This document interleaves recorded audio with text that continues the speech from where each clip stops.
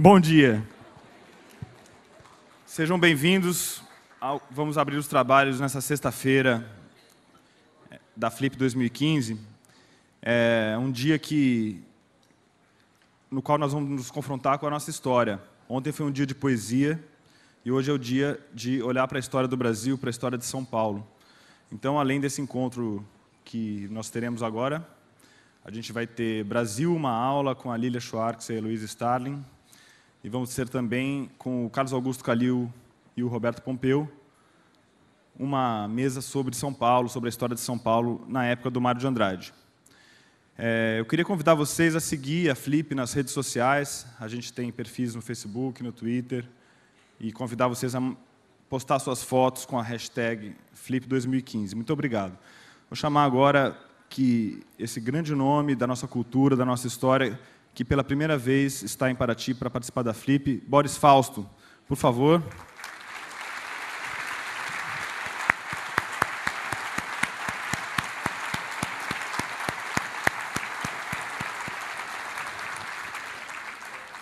Bem-vindo, Boris. Boris vai conversar com Paulo Roberto Pires. Quem conhece a Flip o conhece de longa data, editor da revista Serrote, do Instituto Moreira Salles, editor, jornalista. Muito obrigado, Paulo. Manda ver. Vamos usar esse microfone? Não, né? Não. Isso é para... Bom dia a todos. Obrigado à presença, obrigado pelo convite do Paulo e obrigado ao Boris, claro, que topou essa conversa. E o título, né, o encontro com o Boris Fausto, é exatamente isso, é para a gente fazer uma conversa solta e tranquila em torno de um autor que eu ia começar dizendo assim: Boris Fausto é o autor da Revolução de 1930, mas ele não gosta. Ele não gosta, ele fica sempre meio frustrado, diz assim, mas só lembram disso, eu escrevi tanta coisa, né? Então, eu não vou fazer isso. Então, o Boris Fausto não é o autor da Revolução de 1930. Não, nem tanto. Nem tanto. Mas é autor de tantas outras coisas tão importantes e tão interessantes. São livros de história sempre excepcionalmente bem escritos, com um viés literário muito pronunciado, né? O Boris nasceu em São Paulo, em 1930, e tem uma carreira atípica para um historiador, né? Que a história só virou uma coisa sistemática e uma profissão na década de 60, porque ele é formado em advogado e, antes de ser professor, ele, durante a vida toda, foi advogado da USP, né, na Procuradoria da Universidade de São Paulo. Daí que ele intitulou as memórias dele de um historiador de domingo, né? O historiador de domingo seria aquele que é o historiador nas horas vagas, né? Mas não é todo historiador de domingo que escreveu o que ele escreveu, que deu aula em várias universidades, em vários países do mundo, e é autor de alguns dos livros, né?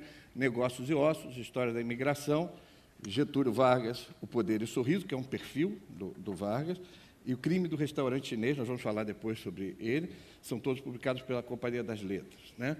Mas esse encontro não vai começar pelo livro mais recente, né? Pelo livro que saiu em novembro, chama-se O Brilho do Bronze, pela Kozak Naif, e que vem tendo uma carreira impressionante, porque pela surpresa que, em certa medida, ele representa, né? Trata-se de um diário, né, em que o Boris registra os 4 primeiros anos depois da morte de Sinira, a mulher com quem ele foi casado durante 49 anos, mãe de seus 2 filhos, né? Inicialmente, começou como um escrito privado, né? Essa é uma coisa para ele, e depois começou a ganhar corpo de livro, né? Eu acho que, para começar, né, a conversa, eu acho que não é pequena já o que a gente podia até chamar de uma literatura do luto, né? A Simone de Beauvoir escreveu A Cerimônia do Adeus, que não é exatamente o luto, mas é a crônica da morte do Sartre, que é impressionante. Em outro nível, mais recentemente, a Joan Didion, jornalista americana, publicou há cerca de 10 anos O Ano do Pensamento Mágico, que é uma crônica da morte do marido também. Em outro registro, também diferente, O Diário do Luto, do Roland Barthes, que o Boris cita no livro dele, que é o luto pela morte da mãe do Barthes, do pensador francês, e também um livro do Edgar Morin, né, que chama Edvige, a Inseparável, que é um livro sobre a mulher dele. Eu queria começar perguntando para você se algum desses livros, alguns deles eu sei que você conhece e gosta, influenciaram você na ideia de transformar o diário num livro. Olha, eu vou começar pelos agradecimentos. Agradeço a você, ao público numeroso aqui às 10 horas da manhã. Muita alegria de estar aqui na Flip. Bom, é engraçado porque eu citei o Barthes, mas o Barthes não foi um livro que me influenciou muito. É uma coisa assim, quase que exuberante a respeito, com muitas exclamações a respeito da mãe dele, né? Tem coisas interessantes que eu citei, né? Mas realmente não é a minha chave. O livro que me chamou mais atenção foi o best-seller da Joan Didion, O Ano do Pensamento Mágico, que tem, enfim, tem uma história que tem meio e fim, e eu achei extremamente interessante, batia com muitas coisas que eu estava sentindo. Então, acho que ela foi quem mais me influenciou. Como é que essa transformação, ou seja, uma coisa que é escrita, um diário, e ele vai virar um livro. Tem aí um meio do caminho para ele não se tornar, para você não publicar uma coisa descuidada, é claro, mas também para não cuidar demais e ficar parecendo. Como é que foi este processo aí? É o processo da passagem do trabalho que você imagina para você mesmo ou para os teus familiares, no máximo, para uma situação de público, de você ter realmente um editor ou uma editora e lançar esse livro para um número X ou Y de leitores. Essa passagem, eu nunca tive a experiência de escrever imaginando que eu ia pôr alguma coisa na gaveta. Acho que há uma certa vaidade nisso, uma certa pretensão, mas realmente a gaveta é muito esforço para você colocar na gaveta. Mas nesse caso era um texto completamente diferente, né? Em que sentimentos, sensibilidades afloraram a cada passo. Mas, como é um trabalho que tinha a ver muito com a análise que eu estava fazendo, 2 vezes por semana naquela altura, custava caro, precisava render. Então, eu comentei com a minha analista que eu estava escrevendo esse texto, passei a ela, mandei um e-mail, ela me disse, não, manda por e-mail o texto e tal, isso devia ter uns 20% do trabalho. E ela gostou muito como trabalho de análise e disse, o que você vai fazer com isso eu não sei, isso é coisa sua, mas você não deve parar por aí, isso não, isso faz muito sentido e é bom para você e continua. Bom, daí o segundo passo, esse passo ainda não foi o passo da publicação. O segundo passo foi o meu contato com a Marta Garcia, que está aqui no auditório. A Marta foi editora de vários livros meus na Companhia das Letras. Àquela altura ela tinha passado para a Cossack Naif, minha amiga, de quem eu gosto muito. E a Marta, eu sugeri a Marta que lesse, que quem sabe a Cossack se interessasse pelo livro, pelo tipo de editora que era também. E ela praticamente patrocinou o encontro com a direção da Cossack Naif, e daí, a partir de uma certa altura, quando eles aceitaram, eu passei a escrever pensando que havia um público. E aí ocorreu aquela coisa que você fez referência sinteticamente, mas que é isso. Como é que você percorre um caminho em que você não quer elaborar demais um trabalho para se tornar uma obra literária, uma obra de ficção, mas que você tem que fazer também algumas coisas, tendo em vista que você tem um leitor lá, um leitor presumível futuro que está digamos assim, na minha cabeça está à espreita. Isso mudou um pouco o tom do livro, mas eu acho que não mudou, essencialmente não mudou. Mas é evidente que você saber que se você vai ter um leitor, você muda um pouco o seu registro, mas eu acho que mudou um pouco. E a publicação, eu creio que impôs mais uma coisa do que uma retificação, que foi investigar ou pensar se determinados textos teriam interesse, em primeiro lugar, um interesse maior do que o interesse familiar. Há toda uma coisa de um léxico familiar, de uma vida familiar, que foi o núcleo do meu primeiro livro de memórias, o Negócios e Ócios, né? Em que medida nesse diário entravam esses temas. Então, isso foi preciso regular. Em geral, eu excluí essa parte, né?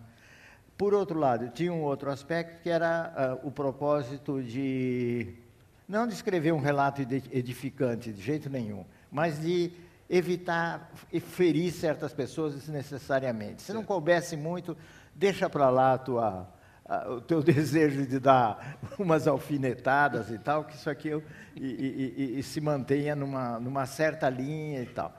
E aí eu cortei uma ou outra coisa, mas foi realmente pouco. Foi realmente pouco. Porque tem um limite aí, você anota em determinado momento, não tem nada mais horrível do que a frase exemplo de superação, né? Porque você não é exemplo para coisa nenhuma e não vai superar também as coisas. Acho que é a Cissa Guimarães que diz isso. Eu gostei muito também dessa declaração de pessoas assim, não da área literária ou da área acadêmica, que disseram coisas importantes e que ao longo do meu trabalho eu pescava aqui e ali, declaração de jornal, coisas assim. Eu acho que para a gente começar entrando na história, eu pedi para você ler a primeira entrada do diário, que é curta e Vamos lá. Tem o tom perfeito da coisa.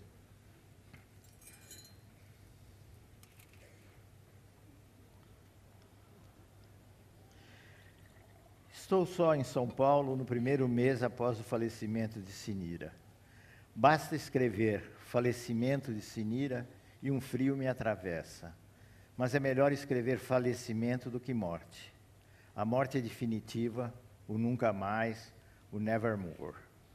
Falecimento lembra desfalecimento, saída de cena temporária, o que combina melhor com essa passagem, pois Sinira é a figura vital e não se compatibiliza com a ideia de extinção.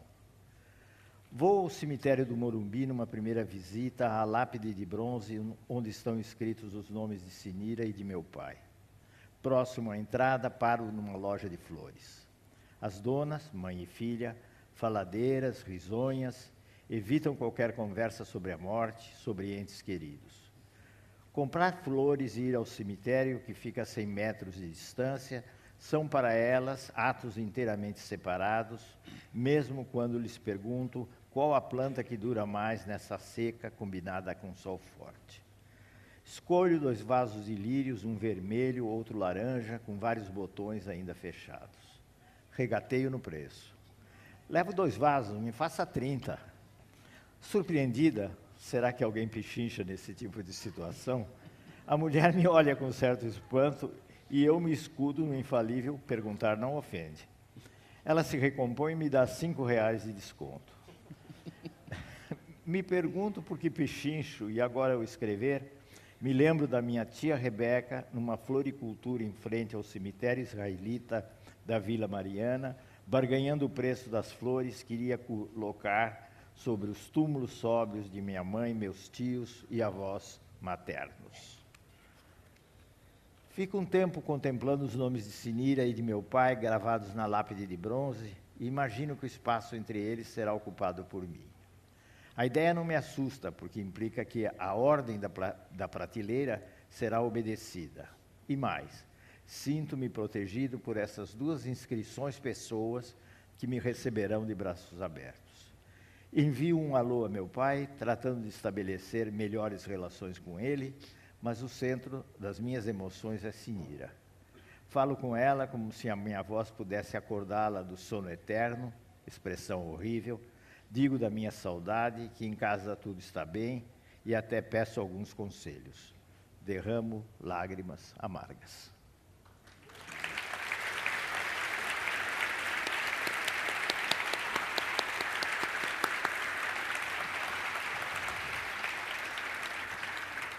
Eu acho que está dado o tom, para vocês verem que convive aí uma emoção muito intensa, objetividade, uma autoironia. Também tem brincadeira aí. Pois é. Então, eu acho que... Então, eu gostaria que você, para a gente continuar entrando nesse... No Historiador de Domingo, há um capítulo, surpreendentemente também, é um livro muito legal, porque você começa a falar da sua formação na Faculdade de Direito, né, e passa em revista sua carreira, mas tem um capítulo que chama A História de Cineira, e que eu acho que tem um pouco a gênese dessa forma emocionada, mas ao mesmo tempo objetiva de lidar com um emocional muito grande, né? Queria que você contasse um pouquinho essa história, que nos situa, porque é uma história que se mistura, claro, com a sua, né? Olha, é difícil de resumir isso. Eu vou tomar aquilo que me parece vou tomar as coisas que me parecem mais fortes, vamos ver se eu consigo, na personalidade da Cineira. A Cineira era uma mulher com muita determinação, muito séria e com um baixo nível de retórica. Então, num tempo em que a gente queria mudar o mundo, com uma aceleração e com um rumo que hoje eu considero inviáveis. Uma militância trotskista. Uma militância trotskista e tal, e que a gente falava horrores, tinha montes de teorias, indagações. Ela, ligada à vertente católica de esquerda, resolveu não falar demais, mas fazer. E ela aceitou ir morar na periferia de São Paulo, na então periferia de São Paulo, na Vila Brasílio Machado, onde eu acabei indo morar. Foi o preço que eu paguei para casar com ela. E lá ela se integrou a um grupo de que fazia parte o Geraldo, havia o Frei que ficava lá, mas havia a figura artística que era o Geraldo Ferraz, e ela se integrou nesse projeto da comunidade do Vergueiro, onde ela, junto com uma amiga, instituíram uma espécie de núcleo de apoio não é bem uma boa palavra, um núcleo de uma certa abertura para aqueles meninos muito pobres da periferia. Então, o que ela fazia não era concorrer com o ensino formal que eles tinham, mas ter determinadas horas durante o dia e, sobretudo, nos fins de semana, para encaminhar as pessoas, aquela garotada, para outro tipo de atividade, para outro tipo de leitura, cerâmica, jogos, enfim, uma infinidade de coisas que ela e a amiga e outras pessoas que concorreram para isso criaram com uma inventiva muito grande. Então, eu acho que esse é o traço fundamental. Esse traço a acompanhou, digamos, em toda a sua vida. A educação, ela não era formada, ela era formada em Geografia e História, no tempo que Geografia e História estavam unidas, mas a educação foi sempre o norte profissional da vida dela, numa época em que as mulheres se profissionalizavam muito pouco. Então, ela passou por várias experiências de escola pública não convencional na cidade de São Paulo, até que, com o golpe militar, ela chegou à conclusão, ela e mais algumas pessoas chegaram à conclusão que já não havia campo para investir numa escola diferenciada do ensino público, que era a meta do grupo dela.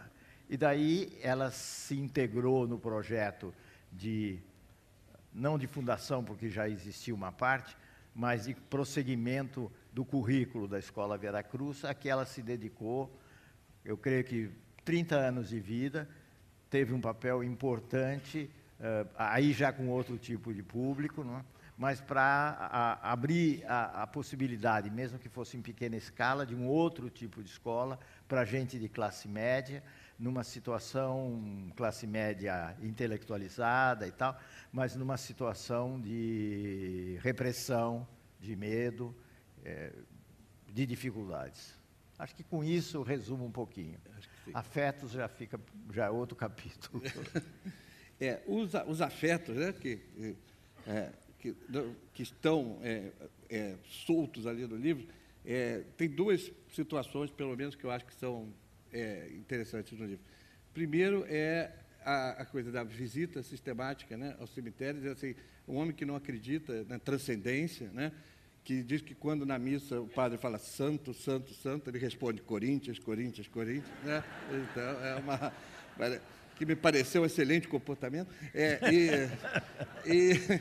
Então, que esse homem está ali lidando com uma ideia de transcendência. Ou, pelo menos, não se sabe muito bem onde é que está essa ideia. E também, depois, no luto mais cerrado e mais coisa, é a manifestação do desejo, do interesse por outras mulheres, que eu acho que é, talvez, uma das coisas ultra sinceras, que acho que todo mundo sabe que essas coisas convivem, poucas pessoas admitem, um número muito menor fala sobre elas, né? Então, eu queria que você falasse, escrevendo, se essas coisas foram ficando mais claras para você. Você estava lidando com novidades, né? Num certo sentido, a coisa do ateu, com essa ideia de conversar e falar, assim, não vou dizer falecimento, não vou dizer morte, e também, ou seja, do luto total, você está aberto também para outras. Olha, eu senti uma necessidade, isso varia de pessoa a pessoa, não é? Primeiro nós tínhamos combinado uma coisa, eu e a Sinira, quem morrer primeiro já era uma fase em que ela ia morrer primeiro, então era uma espécie de combinação, para o caso dela, valia para mim no futuro. Nós optamos pela cremação. Vou contar um pequeno episódio que vocês não sabem, mas você também não sabe, mas é que eu acho curioso. Eu fui a um centro judaico lá no Rio, no Leblon, o Midrash, do Bonder, do Newton Bonder, que é um rabino progressista, amplamente progressista e tal. E, curiosamente, me fizeram perguntas no fim da conversa sobre por que nós tínhamos optado por cremação. E eu achei aquilo uma coisa meio fora do tom, não é? Aí eu achei realmente uma coisa tão pessoal, né? E, em todo caso, expliquei e tal. E depois fui ler um livrinho que o Bonder me deu, na tentativa, talvez, de me fazer voltar para o redil, o que é muito difícil, né? Na qual, nesse livrinho que ele falava muito de integração, de assimilação, ele, com uma perspectiva muito ampla, ele lançava um anátema sobre a cremação. Quer dizer, a cremação, do ponto de vista judaico, era uma coisa realmente condenável. E aí eu entendi a pergunta daquela gente. Bom, passo para o cemitério.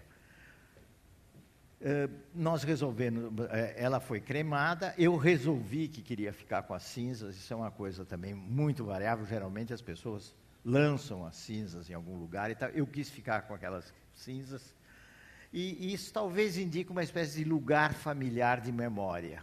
Eu identifiquei aquele lugar como um lugar familiar de memória. Daí a minha ligação muito forte com o cemitério nos primeiros tempos, eu era compelido quase, compelido é uma palavra que indica coação, era levado quase que necessariamente a ir pelo menos uma vez ao cemitério, a escolher as flores, a regatear no preço das flores, e daí foi algo que me alimentou, era uma espécie de dever, que eu achava, e era ao mesmo tempo uma coisa que me alimentava. Então, aquela necessidade de preservar a lápide bem polida, de levar flores, de levar as flores que durassem mais. E, a partir daí, eu comecei a me abrir, a conversar com pessoas no cemitério. Engraçado que agora, eu não sei, eu não as encontro, eu também não quero falar mais com elas, é uma atitude muito diferente. Não é? Mas, naquele tempo, eu tive várias conversas que eu reproduzi aí. Então, isso é um pouco da história, a história do cemitério. Eu confesso que a minha relação... Eu vou ainda lá, pretendo ir lá, mas aquela premência que era uma necessidade minha de ir ao cemitério, essa premência diminuiu. Não desapareceu, mas diminuiu.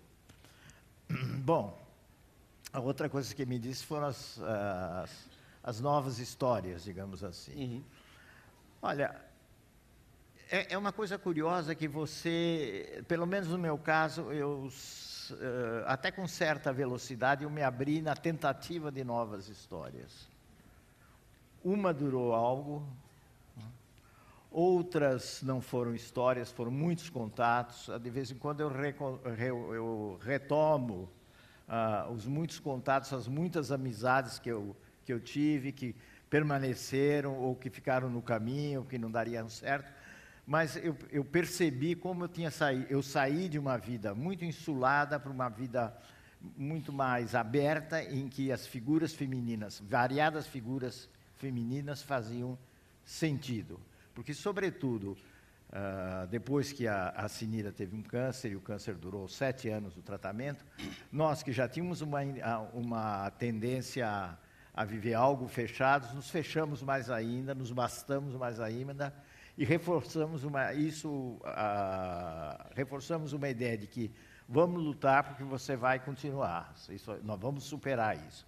Não superamos, mas conseguimos levar um tempo que era uma façanha para alguém que tinha sido brutalmente desenganada,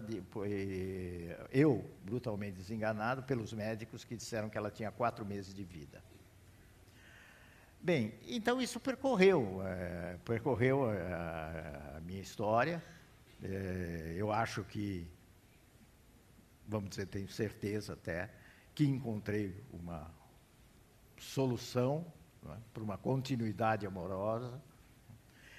Agora, nada disso, naquele tempo, era incompatível com uma grande dor. Isso aqui é muito curioso, eu não sei se outras pessoas têm isso, mas era ao mesmo tempo uma grande dor, era ao mesmo tempo uma vontade de romper a solidão, mas não romper a solidão a qualquer preço. Lembrando o adágio popular, né? Antes só do que mal acompanhado. Então, por muito tempo, eu fiz essa coisa, não era nem muito pensado, não tinha muito... E nunca tive um sentimento de culpa propriamente com isso. Eu acredito que a pessoa... São 2 planos, o plano dos mortos, o plano dos vivos, para falar uma banalidade. E aí se operou uma coisa que levou bastante tempo, eu acredito que levou 4 anos, é uma coisa realmente recente. Eu consegui encaixar a memória da Sinira num lugar tranquilo, melancólico, ao mesmo tempo confortador, e uma outra coisa que é a minha abertura para o mundo, para o amor, por novos afetos, né? Quando eu consegui definir isso, eu acho que eu dei um salto à frente. O luto foi aí que o luto se encerrou, porque é uma pergunta que sempre se faz. Quando é que se encerra o luto? Não sei, cada um tem uma experiência, né? Hoje você acha que está encerrado? Tá. Está encerrado. Eu sou capaz de falar da história da Sinira sem chorar, eu era incapaz de fazer isso. Tem uma hora que você escreve no diário: o Boris e a idade não fazem boa parceria. Sou obrigado a discordar, não para te agradar, mas acho que todos somos obrigados a discordar. Queria saber o seguinte, a inquietação intelectual, né, que é a sua vida, né, é boa companhia nesses momentos? Ou seja, ela te acirra mais os conflitos ou ela ajuda a resolver? Não, eu acho que o interesse intelectual é boa companhia. Porque você tem que fazer um esforço. Eu sempre falo do meu caso, eu não estou generalizando, embora haja experiências. Nesses anos eu aprendi que existem certos padrões de comportamento que são comuns a algumas pessoas, né? Mas eu estou falando muito no caso singular. Ajuda, sim, essa preocupação intelectual, porque o esforço central, eu acho, a forma central de você sair um pouco do luto é se desligar daquela situação e daquele sentimento. Então, se você começa a lidar intelectualmente com certas coisas e tal, a tua cabeça começa a se diversificar, e é uma coisa que te auxilia bastante. Agora, eu diria que não era uma coisa muito intelectual, tanto que quando eu comecei a fazer o diário, porque eu tinha muito tempo livre, porque eu usava aquele tempo para escrever, mas que eu não tinha vontade de escrever como sempre, eu queria escrever, eu senti vontade de me expressar ali e ocupar aquelas manhãs que para mim estavam sempre plenamente ocupadas e que agora era um vazio e era uma tristeza. Então ajuda. Mas várias coisas ajudam. Eu vou dizer que, para mim, uma das coisas que mais me ajudaram sempre, aliás, não só nessa situação, foi ver o futebol na televisão, um bom jogo. O bom jogo aí me tira realmente desse mundo aliás, os bons jogos cada vez mais escassos. Né? Você falou que via vontade de escrever como sempre. E aí quer voltar um pouco atrás daquela crônica da sua juventude, onde você tem uma convivência muito próxima com dois nomes muito importantes, que é o Augusto e o Haroldo de Campos, né? Foram seus colegas. Queria que você falasse um pouquinho da importância da literatura, que você fala assim, a um determinado momento você pensou em escrever ficção, mas a literatura é muito importante para o historiador, para todo historiador, claro, e no seu caso ela se mostra. Fala um pouquinho dessa sua relação com a coisa literária, que nunca foi a do jovem escritor. Né? Nunca foi desenvolvida, realmente.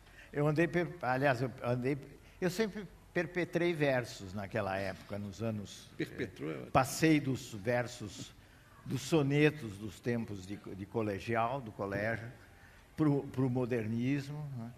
E depois, ao longo da vida, uma vez ou outra, eu escrevi uma coisa e tal. Acho que tem não sei se alguém lembrará do folhetim da Folha. Uhum. Né? Eu publiquei, acho que uns 2 ou 3 poemas no folhetim da Folha, muitos anos depois. Mas, realmente, quando eu entrei na Faculdade de Direito, porque não por escolha, mas por exclusão de outras possibilidades. Né? Mas eu entrei na Faculdade de Direito imaginando um ambiente literário, em um mês eu me decepcionei completamente. Né? Mas encontrei os irmãos Campos, e aí realmente eu esperava que eu ia ser escritor, que eu ia me firmar nessa área. E eles se firmaram inteiramente, né? Eles se transformaram em militantes. Aí não é só de sábado e domingo, é dos militantes da vida inteira, não é? E eu acabei derivando e vim a trabalhar no universo jurídico como advogado. Não posso me queixar do ponto de vista profissional, mas não me dava satisfação plena, ou me dava uma satisfação muito pequena, até que eu resolvi ingressar num curso de História anônimo, como se eu não tivesse nenhuma pretensão. E isso eu devo a Sinira, né, que disse... E isso estava na linha dela, né? Uhum. Em vez de você falar tanto, chorar tanto, vai fazer um curso de História, vai fazer alguma coisa e para com isso, né? E aí eu fui fazer o curso de História, aí me interessei, encantei, nunca deixei a consultoria jurídica da USP, eu entrei nessa época em que comecei o curso de História e por aí foi. E dos teus livros, eu acho que como eu falei no começo, né, o tom literário é muito importante, mas especialmente eu queria falar de uma coisa que é o crime do restaurante chinês, que é a reconstituição, ele vai contar um pouquinho para a gente, que tem um subtítulo maravilhoso, Crime do Restaurante Chinês, Carnaval, Futebol e Justiça na São Paulo dos anos 30. O título promete isso tudo e traz isso tudo, né, efetivamente, as associações surpreendentes, interessantes, todas feitas em cima de um processo, né, e das repercussões na... Conta um pouco desse livro que você lê literalmente como um policial, né? E como é que você chegou a essa história? Bom, essa história estava na minha cabeça desde criança. Talvez eu esteja repetindo coisas que quem leu o restaurante eu escrevo lá, mas certamente muita gente não leu.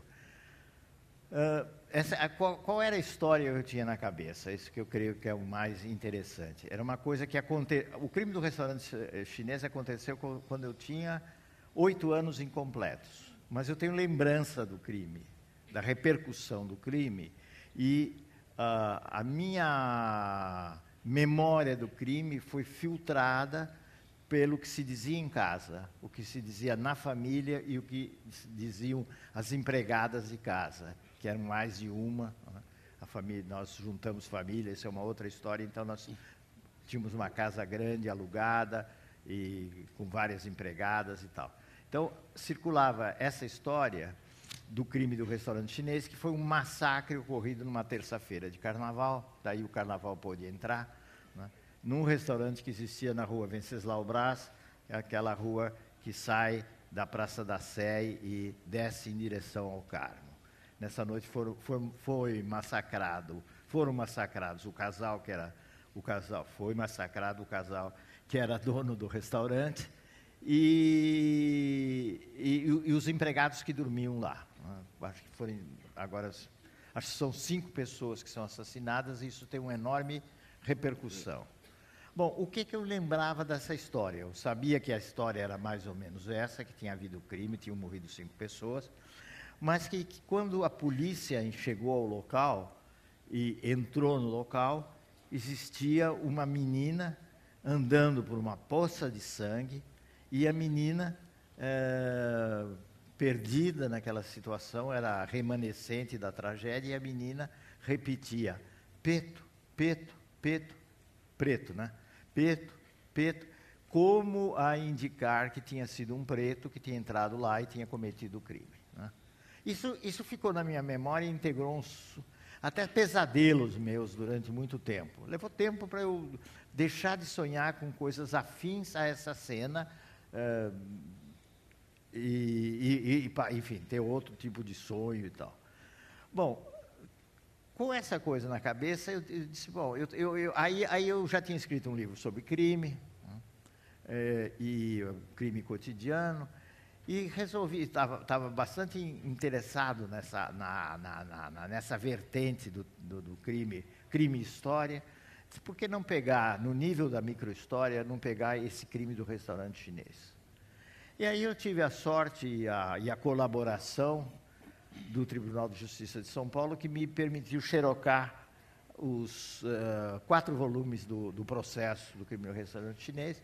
Eu levei para casa, isso aí foi o núcleo do livro, e foi um trabalho para mim, mexeu muito comigo, foi muito interessante, e ao mesmo tempo foi muito confortável, porque eu ficava no meu escritório lendo compulsivamente as páginas do processo.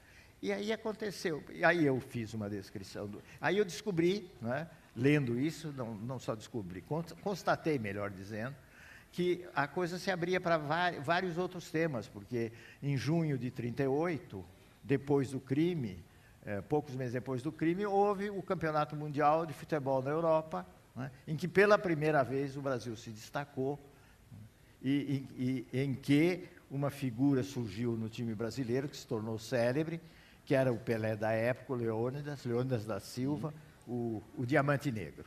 Bom, então eu tive a possibilidade de lidar com o futebol, associar a figura do acusado, que era o Arias de Oliveira, que era um negro, né, à figura do Leônidas, e tive a oportunidade de lidar com os aspectos o conteúdo da prova, as várias doutrinas que embasavam as provas ou pretensas provas que ocorreram no processo. Porque se lidou muito não com coisa lombrosiana, mas com testes de Rorschach para apurar culpabilidade e tal. E o Arias, que foi o acusado, se saía mal em todos os testes. Ele acabou absolvido 3 vezes por votos apertados, por decisões apertadas. Aliás, 2 vezes no júri e 1 vez no tribunal. Bom, o que há de, eu creio que curioso assim, na história é o elo com a lembrança infantil. Porque assim que eu peguei aqueles autos, eu já me interessei por várias outras coisas, mas eu fui direto, vamos ver onde é que está a menina, onde é que está a cena de sangue, o encontro da menina. Bom, e eu dou com o fato de que a menina nunca existiu, que essa menina andando na poça d'água nunca existiu, que tem o auto de constatação, entrar lá dentro, tem os corpos e tal. A menina não existiu, a menina foi produto, não sei se da fabulação das empregadas no conjunto com a minha família, da forma como eu recebi aquilo. O fato é que eu imaginei, né, é a minha ficçãozinha modesta, eu imaginei essa história e daí escrevi um pequeno capítulo final, que é por que escrevi essa história. Uhum. E você, o Negócios e Ócios, você também vai contar a história da sua família, né? E, ao mesmo tempo, a partir dali, histórias da imigração, né? Então, tem sempre um cruzamento de memória pessoal vamos dizer, com a memória coletiva. Então, falando um pouquinho dessa memória afetiva, pessoal, no trabalho do historiador, ela, às vezes, trai o historiador? Se ela, às vezes? Trai o historiador. Trai? É. Eu não acho que trai, não. Eu acho que a memória afetiva, se você souber utilizar, e aí a gente se esforça para utilizar o melhor possível, eu acho que não trai o historiador na medida em que hoje a gente está bastante afastado de uma visão positivista da história. Houve um tempo que era mania apedrejar a visão positivista. A visão positivista teve muitas qualidades, mas ela foi ultrapassada. O que eu quero dizer com isso é que imaginação, memória, tudo isso integrou a história como um nível, como objeto da história, como um nível importante da história. Entende? Então, a história da imigração casada, como a história foi vivida na minha casa, quer dizer, a microhistória com a história maior, de certo modo, a microhistória, nesse caso, ajuda a entender pelo menos uma fração dessa grande história da imigração. Quer dizer, eu sou de uma geração que, como filho de estrangeiro, que viveu essa coisa, não vivia a imigração, o processo da imigração eu não vivi. Quer dizer, quando eu nasci, a minha família já era uma família de classe média, a família da minha mãe sempre foi de classe média. Mas eu vivi esse universo dos imigrantes que chegaram a São Paulo, que gostaram de São Paulo, que se aculturaram em São Paulo e que acabaram fazendo parte dessa cidade que foi a minha cidade. A atual já não é, mas aquela cidade foi muito a minha cidade. Eu ia até falar isso, né, que São Paulo é ostensivamente presente em todos os livros, né? E você falou, não é mais aquela que foi a sua cidade. Qual é hoje a sua relação? E hoje vamos falar na mesa seguinte sobre a história de São Paulo também. Então, falando Mário de Andrade. O que é hoje? Você diria a minha você falou, reação essa hoje? Não é mais minha cidade. A minha reação hoje é de amor e ódio. Quer dizer, no sentido de que se falam mal de São Paulo, eu defendo. São Paulo tem poluição, mas você não pode falar. Eu posso falar, mas você não fala. Você não é de São Paulo. Tá falando mal da gente. Agora, se você tem a comparação com a cidade antiga, sem saudosismo, você é muito difícil. Eu vou falar o óbvio, todo mundo aqui, quase todo mundo é de São Paulo, todo mundo sabe disso. É muito difícil a vida em São Paulo, né? E você já não reconhece tudo aquilo que você viveu, né? O bonde, o trânsito que você achava intenso, mas que não era nada, a biblioteca municipal onde você ia ler os seus livros, o futebol meio não profissionalizado, mas em que havia ainda jogadores que jogavam pela camisa, enfim, uma série de coisas que compunham os poucos restaurantes, as cantinas que você ia ao Brás para comer pizza, era o único lugar. Comida japonesa, por exemplo, você não poderia nem imaginar, era coisa lá da Liberdades. Eu ouvi falar que os japoneses iam lá comiam peixe cru, né? Então, essa cidade tem muito pouco a ver com a cidade de hoje, e você, sem saudosismo, sem inclinado, você tem uma outra visão, você valoriza essa época que você viveu. Agora, sem querer ser pedante, eu vou citar uma coisa do Lévi-Strauss. Perguntaram ao Lévi-Strauss o que havia em Paris da época que ele estava vivendo, já muito idoso, com relação, o que era melhor do que a Paris dos tempos dele. Ele falou, olha, tudo é pior exceto uma coisa, os hospitais. E é verdade.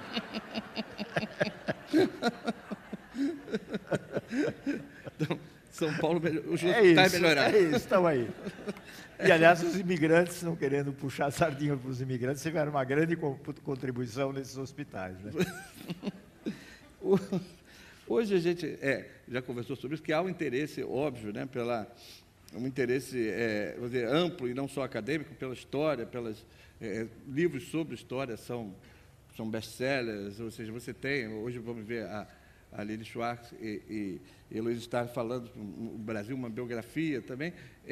Esse interesse pela história, eu queria saber, você me falou que você acha que tem uma simpatia por isso, mas isso são vários níveis. Muita desses livros sobre história se entra só nas anedotas, ou seja, na coisa.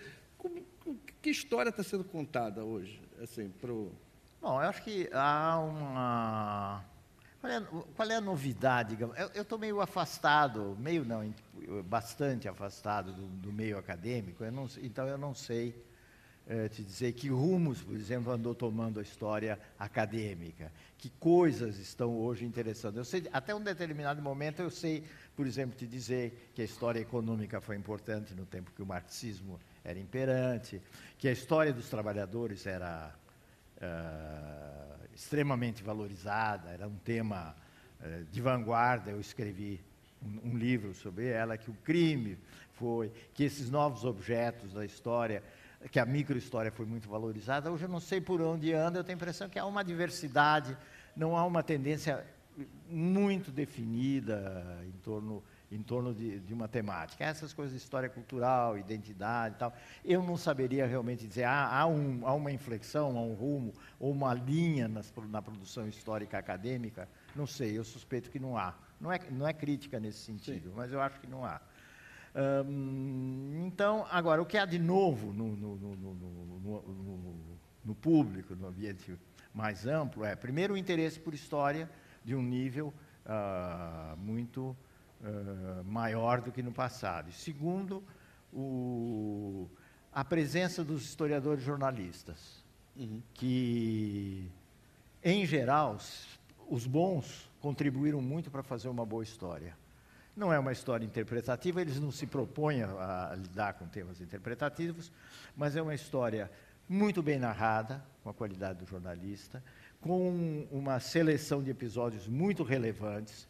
Tem episódios, às vezes, pequenos, mas que são muito reveladores do personagem tratado.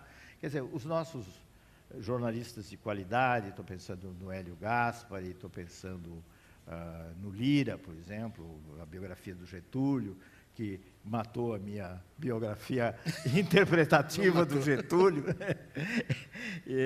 Esses livros, eu acho que eles têm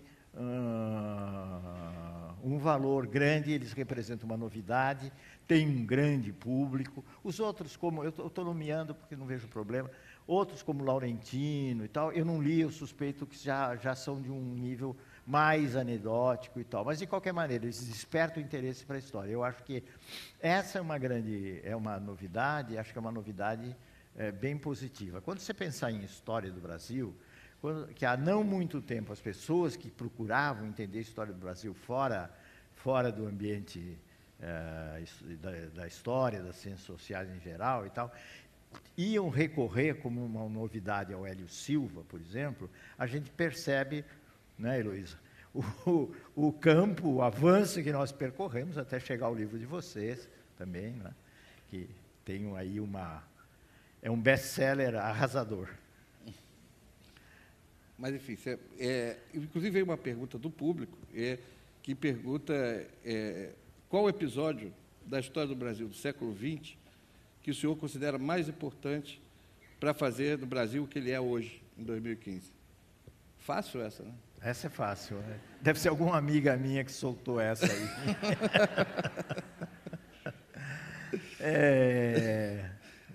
Para o Brasil como o que é hoje, olha, eu não saberia responder isso, porque houve tantas coisas, até negativas, que eu vou começar pelo negativo.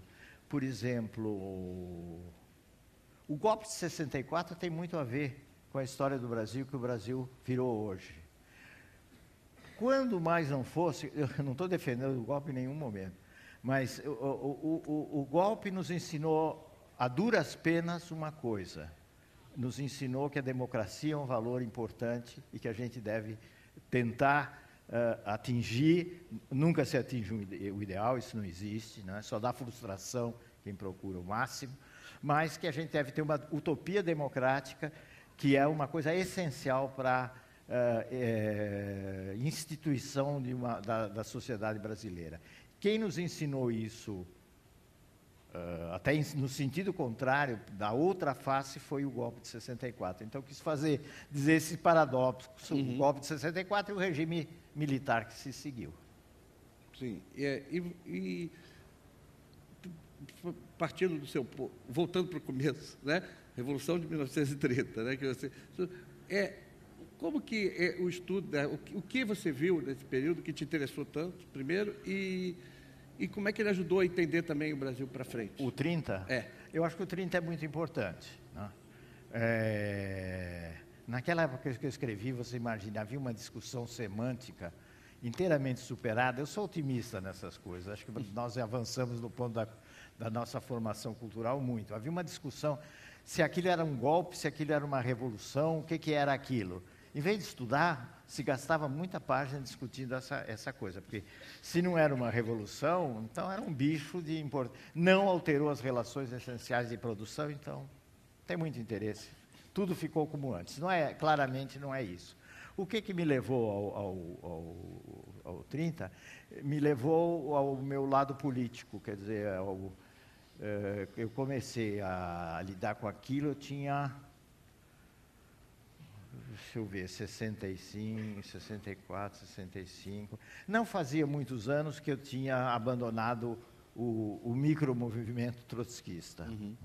E como trotskista eu tinha uma visão do mundo, da União Soviética, da história do Brasil também oposta a eles. E até com certa gana, eu gosto de relembrar essa gana era positiva.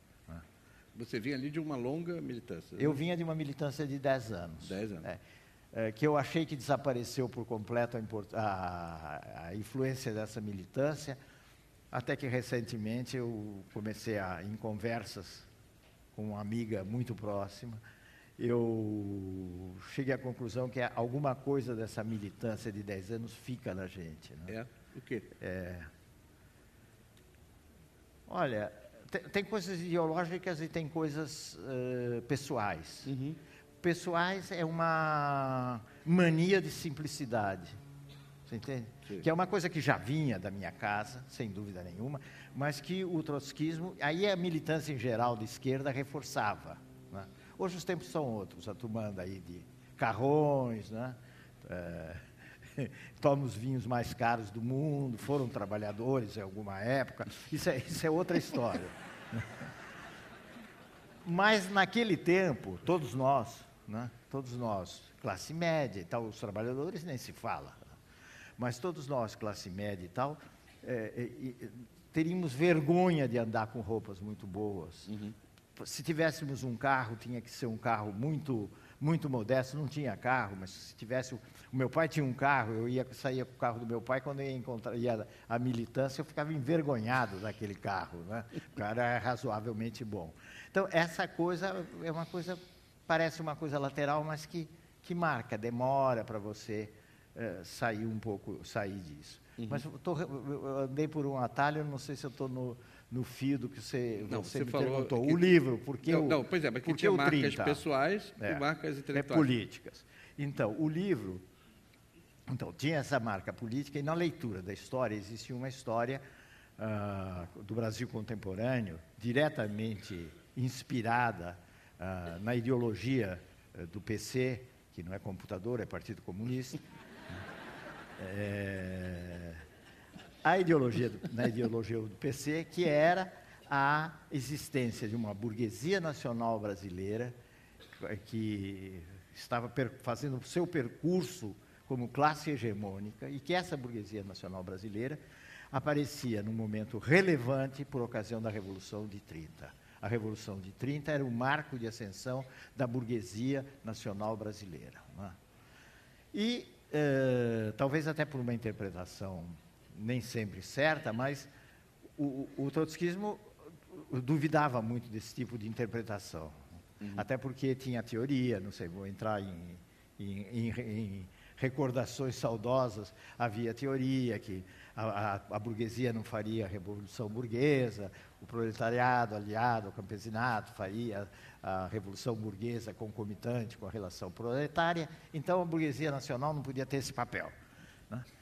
E daí como eu achava que isso estava errado, não, que a versão PC, que estava corporificada essencialmente no Nelson Werneck Sodré, que era um historiador oficial do partido, né? Eu procurei, então, dizer, não, isso aí é outra coisa, tem que ser outra coisa. E aí eu comecei a me encantar com a ideia de o que era essa coisa. Em certo momento, eu quis escrever uma história da Revolução de 30, ampla, narrativa e tal. Eu não tinha condições, eu não podia nem... Eu podia sair de São Paulo por força do trabalho, eu podia sair muito pouco. Então, eu disse, bom, aqui o negócio é encontrar um fio que fique ligado a essa minha preocupação. Aí eu escrevi um livro que eu chamo, o subtítulo é Historiografia e História, em que eu procuro desmentir essa visão historiográfica e apresentar outras visões. Hoje o livro tem muita coisa que, obviamente, está superada e tal. E depois você voltou, quer dizer, diretamente no perfil do Vargas, né? O perfil do Vargas, o Vargas sempre ficou. O Vargas sempre... Isso é curioso, porque embora minha família fosse de imigrantes e desvinculada da vida política brasileira, da vida política internacional, não, mas brasileira, a gente não podia deixar de viver essa coisa da figura Vargas, que para mim é Getúlio, não é Vargas. Então, a figura do Getúlio aparecia no retrato na escola, nas comemorações, né? Das festas, você entoava no final, viva a dona fulana, que era a diretora de escola, viva o doutor Getúlio Vargas. Então, o Getúlio viveu. O meu vizinho lá na Avenida Angélica foi exilado, o Luiz de Toledo Pisa, que era um paulista antigo. Quando houve o golpe do Estado Novo, eu vi a partida dele, aquele monte de gente e tal. Então, de certo modo, tinha isso. Eu sempre tive isso e sempre tive fascinação por essa figura. E daí, eu creio que foi a coleção Perfil que a Companhia das Letras tem, e a Lili me propôs que escrevesse um livro perfil, digamos assim, do Getúlio. Não tem a profundidade pessoal e de detalhes que o Lira ia fazer depois. Então, foi isso que me levou a escrever. Mas essa figura, populismo, Getúlio Vargas, UDN, golpe, tudo isso viveu na minha vida. Eu, acho que no Negócio Ósseo, eu conto uma coisa curiosa, que em 45... na minha sala de jantar, por iniciativa minha e do meu irmão, não por iniciativa da família, mas a família não se opôs, né? Nós recortamos uma estampa com a fotografia do Eduardo Gomes, do Brigadeiro, que era o candidato da UDN, e colocamos ali na sala, porque nós tínhamos uma grande admiração pelo Brigadeiro, que naturalmente era a oposição à figura do Getúlio, mas o Getúlio estava ali, né? Como uma figura essencial, né? Você falou que quando se propôs a estudar a Revolução de 30, você tinha ali um diálogo com a historiografia, você estava fazendo também uma revisão ali das interpretações. Mas você escreveu uma história do Brasil que é um livro que já circula imensamente, algumas gerações de pessoas já estudaram nesse livro, e tem você mesmo como uma referência. Na hora de escrever essa história do Brasil com propósitos didáticos, não sei, qual era a tua intenção principal? Bom, a intenção não vinha, quer dizer, o impulso não partiu de mim. Eu acho que eu não me proporia escrever, não fosse a iniciativa da USP, da reitoria, em uma determinada época. O reitor era o Leal Lobo, Roberto, acho, Leal Lobo, e tinha um grupo em torno dele que lançou a ideia de que, bom, nós falamos tanto que os livros são diferentes, são deficientes, vamos então propor não uma Bíblia, mas vamos propor um livro livros que a gente considera bons para alunos de ensino secundário, né? Hoje ensino médio, alunos do ensino médio, e que seja uma espécie de palavra da USP, a linha que a gente propõe e que os alunos deveriam ler. Então, a coisa foi meio por aí. E aí eles me convidaram para escrever a história, né? Eu, de saída, disse que não sabia fazer livro didático, e não queria fazer livro didático. Daqueles que terminam um capítulo, você faz aquelas perguntinhas, né? O que você entendeu do não sei o quê? Eu disse, isso aí, nisso eu não entro, eu estou fora disso, gente. Não, você faz do jeito que você quiser. E eu imaginei um livro que não era provavelmente só para ensino médio, porque eu estava sentindo, às vezes a gente tem razão, eu estava sentindo que havia uma carência, né? Por exemplo, eu falava muito com gente dos meios profissionais, médicos, advogados, estava vendo que o interesse da história crescia e que o pessoal não tinha um livro que desse uma embocadura, um caminho mais claro e tal. Então, eu pretendi escrever para esse público, fui até... O livro saiu, teve um sucesso grande, me deixou muito contente, fui até o Sarney, não sei se é um bom momento de parar, mas enfim, fui até o Sarney. Fui até o Sarney e depois houve uma demanda realmente de continuar e o meu filho, o Sérgio Fausto, fez toda uma parte que vai do Sarney ao Lula e o livro se atualizou por um tempo. É claro que a história foge da gente, daqui a pouco isso fica datado. E falando da história foge da gente, em 2013 você fez anotações no diário sobre as jornadas de junho, são anotações muito flutuantes, você revê um mês depois e fala assim, acho que me contaminei pelo otimismo geral, é uma das anotações. Em 2013, e um pouco da graça do diário é ter esse registro quente, né, das coisas que você reargumenta, supera, desdiz. 2013, a Flip era uma coisa absolutamente incendiada pelas revoltas, né? Estava todo mundo, mesas, discutindo e tal. E hoje, digamos que o astral não é dos melhores. Eu queria que como é que você vê esses dois momentos de insatisfação? Uma insatisfação eclodindo em 2013, de um jeito, e hoje aparecendo de um outro jeito completamente diferente. Bom, deixa eu pegar talvez por esse lado, mas também por um outro, acrescentando alguma coisa. Sim. O movimento de 2013 foi realmente surpreendente, tanto que eu no diário eu não tive propósito de fazer anotações políticas. Talvez até se deva fazer, porque eu acho que essas coisas no futuro são muito úteis, né, para quem, como fonte para quem vai escrever. Mas eu não fiz. E abri uma exceção, porque aquilo tomou todo mundo, né? Nas grandes cidades tomou todo mundo.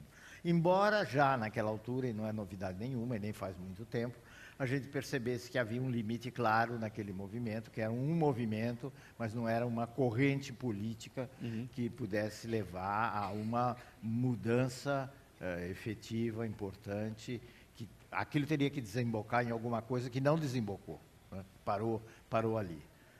Mas que está integrado num movimento geral de desencanto com os partidos, a criação de novas formas de associação política também. Eu acho que muitas delas fracassaram no mundo, ou tem pouca expressão.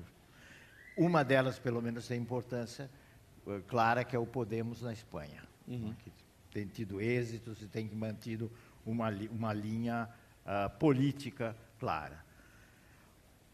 Como é que eu vejo a situação hoje? Primeiro, a situação do Brasil mudou velozmente de 2013 para 2015. Quer dizer, 2013, embora os sinais da depressão, o processo do mensalão, tudo isso estivesse em marcha, e a corrupção foi um tema central, né?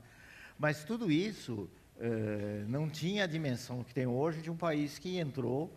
Eu não acho que o país entrou num precipício final, mas que o país entrou numa crise muito grande e que ao otimismo daquela época veio surgir em substituição é exagero, mas enfim, em substituição ao otimismo daquela época, veio surgir um desencanto muito grande, porque o que há de novo aí foi a emergência de um setor ponderável da classe média que foi para a rua, né? por razões especificamente políticas. Agora, é um movimento, mas também chegou a um impasse, né? As manifestações anti-Dilma, pró-impeachment, chegaram ao impasse, mas é um movimento contra, né? Não é um movimento que propõe, nós queremos isso porque ninguém sabe claramente como sair desse quadro espantoso em que ele não é natural, quer dizer, ele não foi, foram forças bem definidas que nos levaram a essa situação, né? Isso precisa ficar bem claro. Bom, eu diria que há um cenário internacional que foi uma lua de mel, né, para o Brasil e para outros países chamados emergentes. Houve momentos, chamando os bois pelo nome. Sim. Houve momentos, a partir da entrada do PT no poder, que é um corte na história brasileira, é uma coisa importante. Houve momentos de razoável equilíbrio financeiro combinado com a possibilidade de se realizar uma política social efetiva, ninguém nega isso, mas não se trata de datar, porque essas coisas não são propriamente datadas, mas eu diria que a partir de um segundo governo Lula, estou dando a minha opinião porque você está pedindo, né? Eu estou pedindo. Não estou fazendo propaganda aqui. Você pediu, eu estou falando. A partir desse momento, realmente houve uma inflexão a favor de uma política econômica absolutamente inadequada, ideológica, que nos levaram a uma grande destruição. E há uma coisa muito triste, que é a transformação da cúpula do Partido dos Trabalhadores. Repetindo, não estou dizendo que não haja pessoas honestas, há muitas, etc.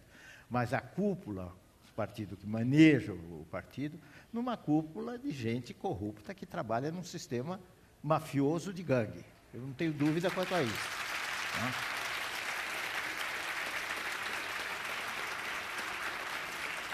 Obrigado.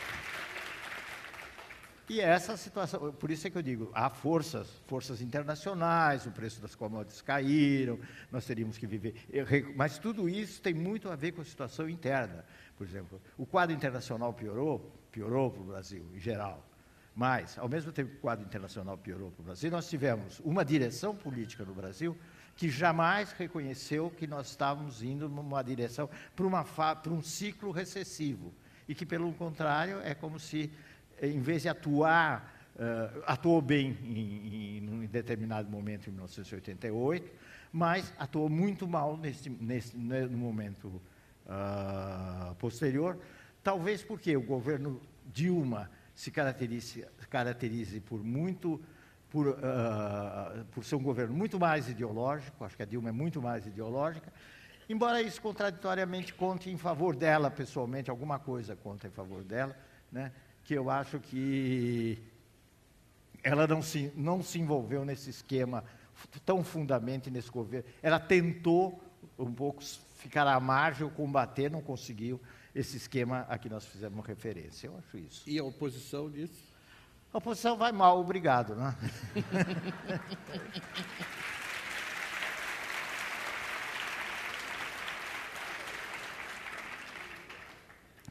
Veja, a oposição vai mal, obrigado, em que sentido? Não é no sentido, hoje é muito comum as pessoas dizerem, a oposição tem que ir para frente, o impeachment, não é isso, não é esse fato, né?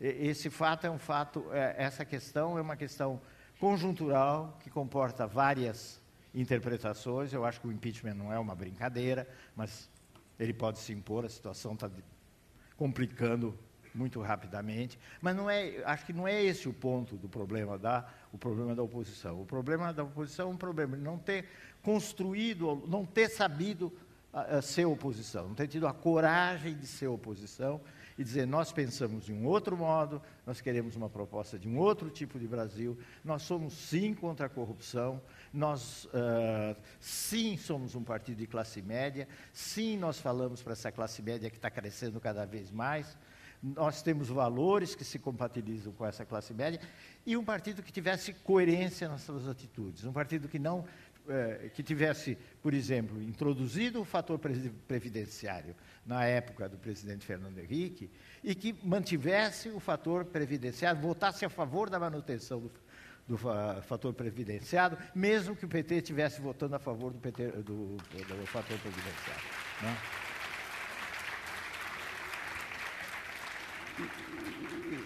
Então, essa coerência que nós, eu estou falando nós porque vejo que muita gente, as palmas mostram que pelo menos um setor pensa como eu penso, eu acho que é essa coerência que a gente cobra da oposição. Infelizmente, passaram-se muitos anos e agora é difícil você construir uma alternativa. Uma alternativa séria, responsável, com força política, seria vital nesse momento, seria muito importante nesse momento. Infelizmente, nós não temos.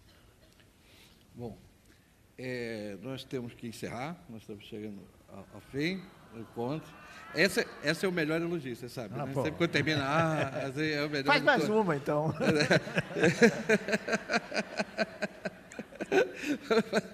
Qual é, das histórias do Brasil, qual é a mais mal contada? Não, encerrou a sessão. Boris Fausto, muito obrigado. Obrigado.